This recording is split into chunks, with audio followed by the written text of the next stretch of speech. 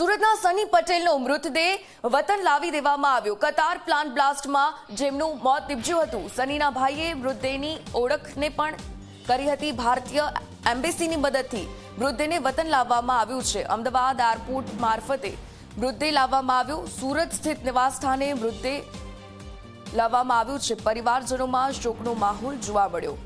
તો સમગ્ર આ ઘટના સની પટેલનો મૃતદેહ વતન લાવવામાં આવ્યો।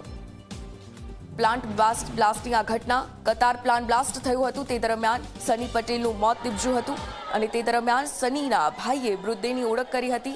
આખરે ભારતીય એમ્બેસીની મદદ લેવામાં આવી અને મૃતદેહને વતન ખાતે લાવી દેવામાં આવ્યો।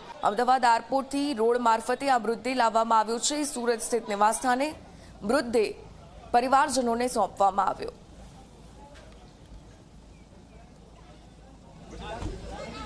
કતારની પેટ્રોલિયમ કંપનીમાં બ્લાસ્ટ થયો હતો। આ બ્લાસ્ટમાં અનેક જે કર્મચારીઓ છે તે ગુમ થયા હતા અને કેટલાય જે કર્મચારીઓ છે તેમના મોત નીપજ્યા હતા। આ વચ્ચે સુરતના ડુમસ ભીમપોર ગામમાં રહેતા સની નામનો જે યુવાન છે તે ગુમ થઈ ગયો હતો।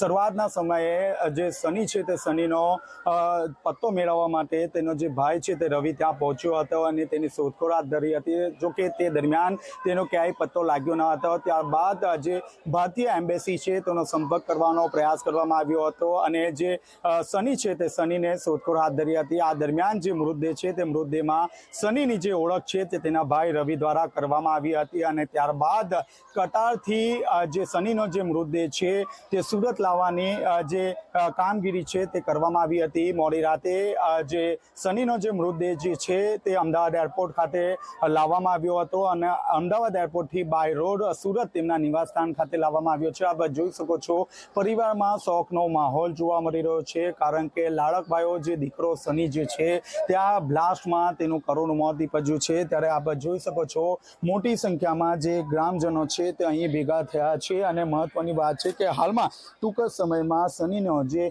અંતિમ વિદાય જે છે તે આપવામાં આવશે। કેમેરામેન વિજય ભેસાણી સાથે ચેતન પટેલ, ઝી મીડિયા, સુરત।